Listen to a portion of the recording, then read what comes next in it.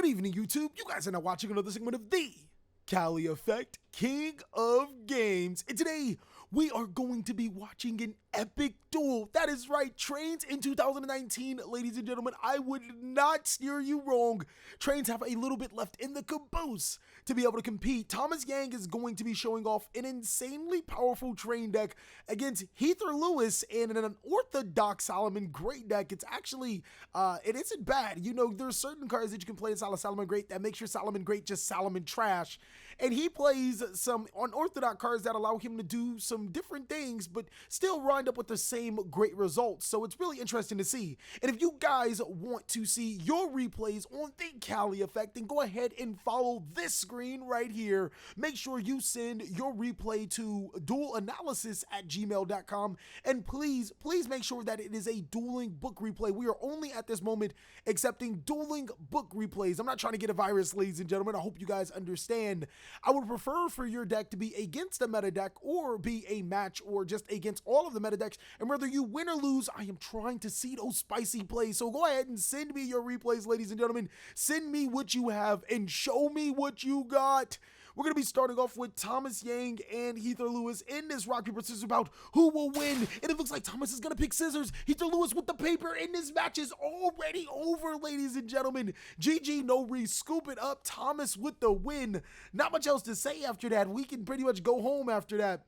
It looks like both players are exchanging their good luck half funds as dueling book is. And Thomas is surprisingly going to pick to go second, so we're going to go ahead and take a look at his hand. He has Hey Trunade, a very going second card, so you can assume that this entire Train deck is a going second Train deck. He also has Derek Kane, Roving Switchyard, Night Express, and Mind Control. Now, the thing I want to talk about with these two cards is that if you're playing Hey Trunade against Sky Strikers, you can go ahead and activate Hey Trunade in your opening sequence and get rid of all of their face down cards, all of that face down Widow Anchors or anything to stop you, and then start to play Yu-Gi-Oh! Whereas Mind Control, you can snatch against, your Thunder Dragon players. You can take their Colossus or whatever their monster is, or you can bait out and negate. And even against Solomon Great, you can take their Sunlight Wolf to eventually turn off their, their important Solomon Great trap cards. So it's really interesting to see. I don't know why I have it on pause. So it's really interesting to see how Heather Lewis is going to be able to play into this board. He's going to go ahead and start off his turn by activating or summoning a monster. Normally I just kind of like blaze through the videos just to see if it's a good video, and then I'm like, oh, okay, now we'll commentate over it. So as much as I do kind of remember what's going on, I go through a lot of videos, ladies and gentlemen, so I'm not 100% sure what exactly goes down. He's going to go ahead and use Pot of Desires, banishing 10 cards from his deck to draw 2 additional cards. And this is what I'm talking about by that extra spice. Pot of Desires is a great card when you're banishing cards like Twin Twisters, Effect Veiler, Solemn Strike, DD Crow, whoa, Solomon Great Spinny, Solomon Great Roar, Lady Debug, Forbidden Chalice, Gazelle, and Foxy, whoa. This has to be probably the best Desires of all time. He banished all one ofs, not a single two of, and none of these cards actually matter in the long game. Let's say, for example, if his first 5 cards were Twin Twisters, Effect Veiler, Solemn Striker, and DD Crow, those don't matter. You want your Solomon Great cards first. And seeing that he drew into Solomon Great Circle, he's actually in an amazing position to play Yu-Gi-Oh! Pot of Desires in Solomon Great is something that has been played, and it turns out to be really good in this particular build. So he's going to go ahead and get that Solomon Great Gazelle. And now I can assume he's going to normal summon a Solomon Great monster. Probably not Gazelle, maybe Spinny, maybe Jaguar to his side of the field, so we can start popping off with his plays. So Thomas is going to say, I would cut the Desires if I were you. It's not needed. This is incorrect, ladies and gentlemen. I wouldn't say that you have to play Desires, but you don't. Not playing Desires and playing Desires is it's almost at preference right now. You can play Desires and still have a good Solomon Great deck, especially when you're getting banishes like this. Like, it doesn't matter. Every single card in the Solomon Great strategy, you just... Now, that's just a dumb comment. It hurts the consistency. You play 3 of just about everything in this deck. So the rule of Desires is if you play 3 of everything, then Desires is free. So I definitely disagree with this comment. There are obviously some decks that will hurt the consistency, such as maybe for example, this deck would be perfect with Desires. Like, you play Desires, you get free cards. But let's say, for example, like Blue Eyes, the new Blue Eyes that needs certain cards inside of his deck to send with Dark Matter Dragon. Yes, Desires would hurt because you don't want to banish those cards. But in a deck where Solomon Great, where you play just about 3 of everything, The only thing that you're risking is banishing your Jack Jaguar or your Falco. You're pretty much good. He's going to go ahead and use, and since he already had the Falco in his hand, he's going to start to pop off with his combos. He's going to use that Falco immediately for Banelings and then chain Gazelle to summon itself to the side of the field. Now he's going to make Gazelle as Chainlink 1 because that's obviously the card that you don't want to be hit. The Banelings is going to allow him to get the Solomon Great Sanctuary from his deck to his hand. Or maybe, wait, timeout. Maybe he didn't, because he's going to send with the Gazelle. I'm assuming because he didn't even call his Banelings as 2. So does he already have the Sanctuary in his hand? That's a struggle bus, ladies and gentlemen, if you already have the Sanctuary. And it looks like he did. He's not even going to resolve the Banelings. Gazelle is just 1, no chain blocking. He's going to use the Solomon Great Spinny to discard itself to give his monster attack. And then he's going to use Spinny to summon itself to his side of the field. So he didn't draw the best of hands, but Desires definitely put him in a better position to make this play. So if you could say that, yes, Desires isn't great, especially if you're banishing cards like your Solomon Great Falco or your Jack Jaguar and stuff, that sucks. But at the same time, he wasn't able to play Yu-Gi-Oh! In this particular turn, so he would have lost. And now he's actually having the ability to play Yu-Gi-Oh! Right now, so that's pretty good. He's going to use both his Spinny and his Gazelle for a link summon into Mirage Stalio. You guys should already know this part of Yu-Gi-Oh! Detaching the Mirage Stalio to special summon the Jack Jaguar from his deck to his side of the field. And I can't lie, that was a really good Desires. That was he wanted that Jack Jaguar to be banished. We already see what's going on. You hate that Desires. You want it to be banished. He's gonna go ahead and make Sunlight Wolf by using the Banelings and the Jack Jaguar. And this is a You need the Jack Jaguar, the level 4 monster on your field, to summon itself back to the side of the field. And now he's gonna use the Jack Jaguar to recycle the monster. And he doesn't have the Sunlight Wolf. Like, we know you have the Sanctuary in your hand. You can activate the Sanctuary to turn the Sunlight Wolf into another Sunlight Wolf, recur the Gazelle, and then do it that way. But no, it looks like Hurt Lewis is going to do it his own way. He's going to go ahead and return that Falco to summon Jack Jaguar back to his side of the field. And then he's going to gain the effect of Sunlight Wolf. Actually, no, this makes sense. Because if the opponent does have the hand trap on the second Sunlight Wolf, like Effect Veiler, you'd be in a pretty tough situation because he can Effect Veiler this Sunlight Wolf. Okay, you just activate your spell card, your field spell, turn your Sunlight Wolf into a second Sunlight Wolf, and at least you get something. This way, he'll get something, so I can understand that. He's also going to chain Solomon Great Foul to his side of the field, which is actually a really interesting Solomon Great card. If a Solomon Great monster, except for Foul, is a normal summon or special summon, you can special summon this card from your hand. I love this card. I do. I just like it because it's a free level 4 extender. He can keep his Mirage Stalio in this sequence and still being able to make that rank 4, whether it is a Abyss Dweller or it's Bagooska. So he's going to go ahead and recur his Gazelle through his Solomon Great Sunlight Wolf. And now he's going to make Bagooska and pass his turn with a card face down. This puts Thomas in a very interesting situation. He has Ash Blossom as his 6th card. And this would have been a little bit helpful, like, somewhere. Excuse me. This would have been helpful to hit the Mirage Stalio or something. I mean, I don't know. I hate drawing the hand trap that you need as your 6th card. Probably the worst feeling. It looks like Thomas is going to start off with a Hey Trunade, bouncing those face down cards. I mean, I guess Lewis can use it to negate the Trunade, but then it doesn't serve its purpose. But yeah, he's going to be able to get rid of that back row, and now he's going to use Mind Control on the Bagooska. He broke the board, ladies and gentlemen, because those were 2 cards that he'd have to worry about, the negation and Bagooska being able to prevent him from basically playing Yu-Gi-Oh! By switching the Bagooska to attack. He obviously doesn't get the defense position effect, but it says, this attack position card cannot be destroyed by your opponent's card effects. Your opponent cannot target this attack position card with card effects. I mean, that's not a great effect, but it's better than having it in defense right now when you need to get your monsters to your side of the field. So it looks like Yang is in a really good position, summoning that Night Express and then summoning that Durricane, using them both for an Exceed summon into his Super Dreadnought Rail Cannon Gustav Max, and then inflicting 2,000 damage to his opponent. Will he have enough for game? Yes, he does, as he's going to make the Super Dreadnought Rail Cannon Juggernaut to his side of the field and be able to attack both the Mirage Stalio and the Solomon Great Sunlight Wolf for game, ladies and gentlemen. This is crazy. In 3 cards, Thomas Yang was able to completely, maybe 4 cards, I can't count. He was able to completely dismantle Hearth Lewis in a pretty good Solomon Grade board, especially when you consider that Solomon Grades did not have the best of hands. So both decks are done siding, and now we're going to enter in game 2. We can only assume that Lewis may want the trains to go first unless, you know, he senses that Thomas Yang is counter siding, so he's going to go first. But no, it looks like he's going to force Thomas Yang to go first, who's only going to set 2 cards face down. I apologize, ladies and gentlemen. I was completely Walter White in that over there. I might have to go to the doctor for that cough. No, I'm just playing. But basically, the Thomas Yang going ahead and set 2 cards face down and pass his turn. And Heath Lewis starts off his turn with Salamangreat Great Circle. So it's going to be really interesting to see how these 2 decks play it out on game 2. With Thomas already securing win 1, he only needs 1 more win to win, obviously, this entire match. So I like stating the obvious sometimes. Heath Lewis is going to go ahead and use that Salamangreat Great Circle to get a Gazelle from his deck to his hand, and then he's going to normal summon Salamangreat Foxy to his side of the field. Foxy's effect is going to reveal 3 Salamangreat cards. Can it add a monster? Just making sure. Add 1 Salamangreat card to your hand. It can add a trap card. So he's going to reveal Rage, Strike, and Salamangreat Falco. In this particular situation, Falco, if this card is sent to the graveyard, you can talk about Salamangreat, blah, blah, blah. Starting that if you do special summon this card.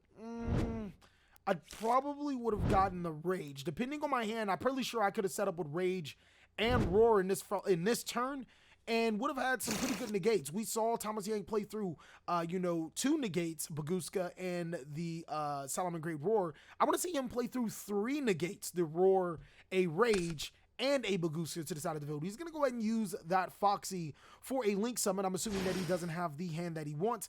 And 2 Salamangreat Baylinks. And then next, since he's already used his normal summon, he's going to go ahead and special summon the Salamangreat Gazelle to his side of the field. Baylinks is Chainlink 2. Oh no, he wants Baylinks as Chainlink 1, Gazelle is Chainlink 2. And the reason why you do it this way is so your opponent can't Ash Blossom and Joyous Spring your Salamangreat Baylinks, but they can Ash Blossom and Joyous Spring your Gazelle. I mean, plot twist, they kind of can't because Gazelle doesn't have an effect to add from deck to hand or send to the graveyard whatsoever in its summoning effect. It has effect when it's summoned, but not its first effect. So Baylinks is completely safe from any disruptions right now. And then he's going to go ahead and send from his deck to the graveyard with the Gazelle Foolish effect. The pizza guy came. Well, that's a pretty good reason not to, to take so long. I mean, hey, I like pizza too. He's going to send Will of the Salamangreat. During your main phase, you can spell summon 1 Salamangreat monster from your hand to the graveyard. You can send this face-up card from the field to the graveyard to target 1 Salamangreat Link monster that was used, blah, blah, blah, it's the same link. Special summon the Salamangreat monsters from your hand or graveyard in defensive position up to that monster's link rating. You can only use Will of the Salamangreat once per turn and only once that turn. So that's a pretty good card. He's already expecting to be stopped, which is a call by the grave phase down.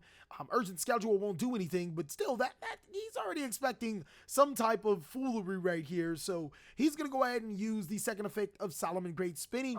And Thomas Yang has the call by the grave. I think this Lewis guy is a lot smarter than a lot of Salamangreat players because he has played this pretty well.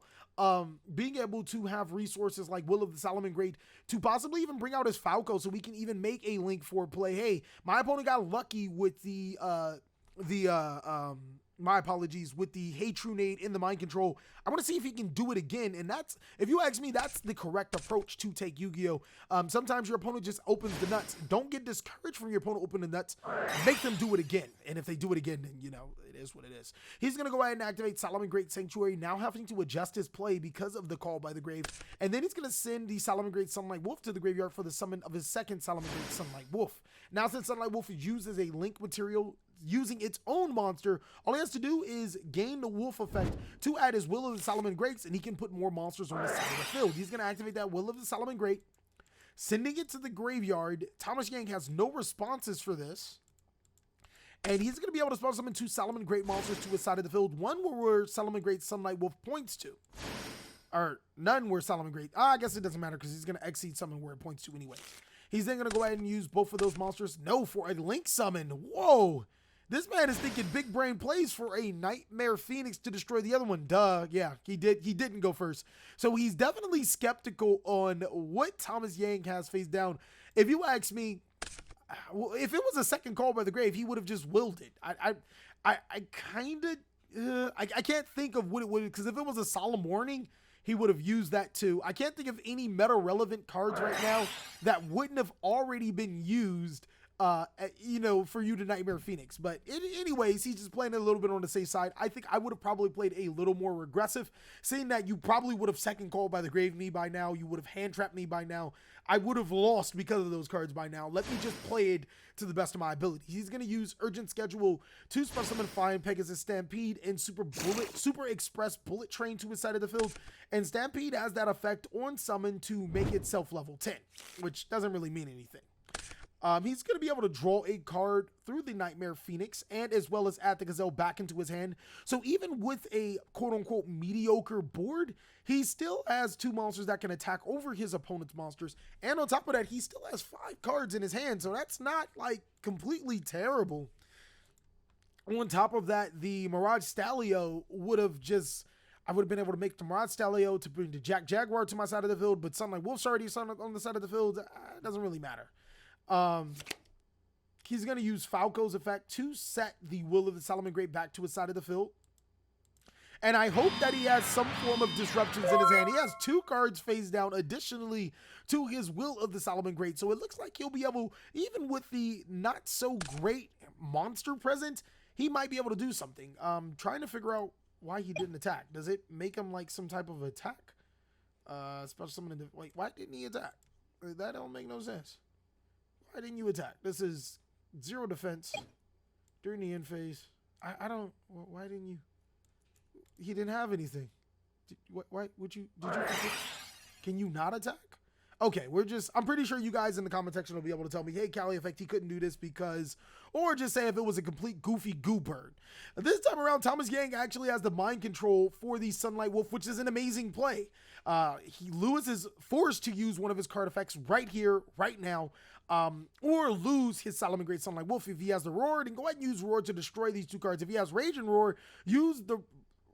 whichever one, use the, I'm sorry, if he has the Rage destroys cards, I believe, and then Roar negates the mind control. So if he has both of those, he has to negate the mind control and then destroy cards, which he does have the Roar.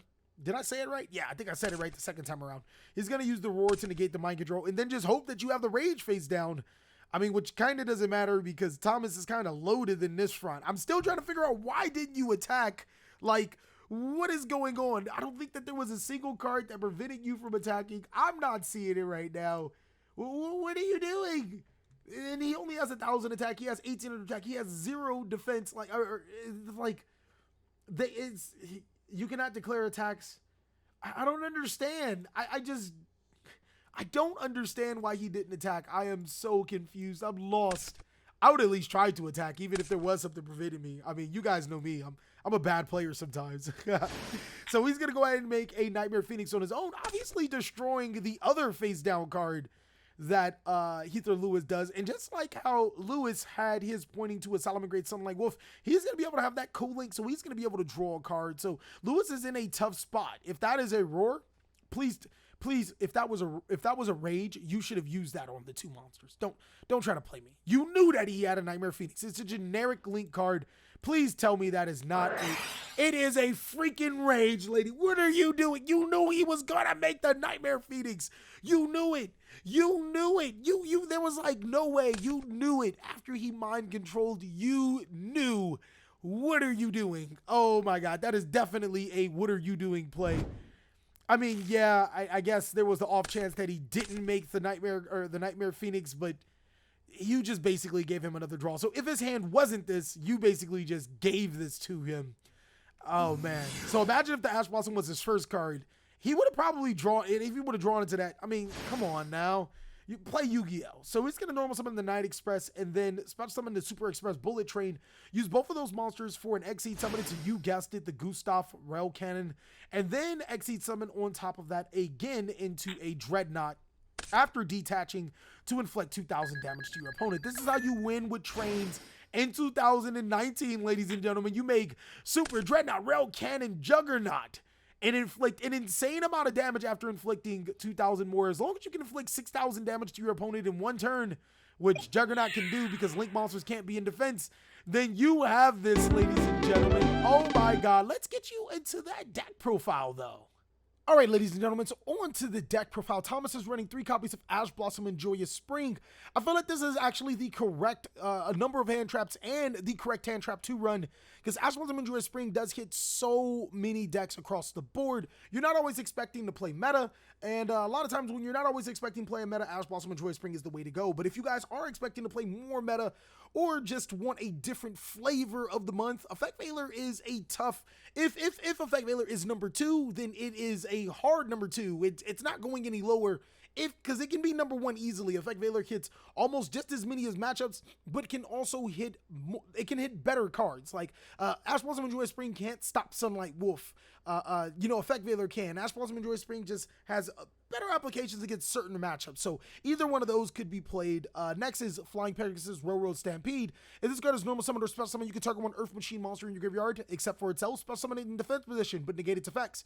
You can target one other face-up monster you control. The level of that monster or this card becomes the level of the other. So this card can make itself a level, or it can make another monster level 4, or it can make itself another monster's level. Keep in mind that that monster that you target doesn't have to be a machine monster. It can be anything that you want to your side of the field to manipulate this card or that card's level. You cannot declare attacks the turn that you activate this effect except with Xseed monsters. That's kind of fair, seeing that it's an Xseed deck. You want it to stay particular to Xseed cards. Next is Heavy Freight Train Durricane. If an Earth Machine monster is normal summon or special summon, you can special summon this card from your hand, but its original attack and defense becomes halved, which is fair. 2800 attack would be a little too much for a monster that can just be summoned with ease. You can only use Durricane once per turn. If this card is detached as Xseed material, or this card is detached from an Xseed monster and sits to the graveyard to activate a monster's effect, you can target one card your opponent controls, destroy it. Card's amazing, actually, because you can make it on your super, or your number 81 Super Dreadnought Rail Cannon Super Dora, make it unaffected by card effects and destroy an opponent's card, so that's pretty good. 3 copies of Jizukiru. This card's also amazing because not only is it a kaiju to disrupt your opponent, but if you open 2, you give your opponent the kaiju, you summon the kaiju to your side of the field, and congratulations. You have a level 10 machine monster, so you can start making your number 81, your Super Dreadnought, or your Juggernaut to your side of the field. Next is 3 copies of Night Express Knight. Not really much else to say other than it is a normal summon level 10 monster. 3 copies of Super Express Bullet Train. You cannot declare an attack unless you send 2 other cards you control to the graveyard. That is the worst effect of all time. You can only use each effect of Bullet Train once per turn. If all monsters you control are Earth Machines, you can special summon this card from your hand. During your end phase, if this card is in the graveyard because it was sent there in this turn, you can target one machine monster in your graveyard except for itself added to your hand. This is probably why he didn't want to attack, but now that you, when you think about it, when you sit here and seriously think about it, you still should have attacked. Let's say in the hypothetical that you attack both monsters. He would have been able to add the Flying Pegasus Railroad Stampede to his side of the field, normal summon it, and then you have Salamangreat Roar and Rage to stop his normal summon. As you guys can see, this deck is heavily reliant on the normal summon. So if you attack into both monsters, you give your opponent the Stampede back, but they have the normal summon. Even if you only attack the Stampede and leave them with the Bullet Train, your opponent uses their normal summon like Night Express Knight to the side of the field, and then you Salamangreat Roar them.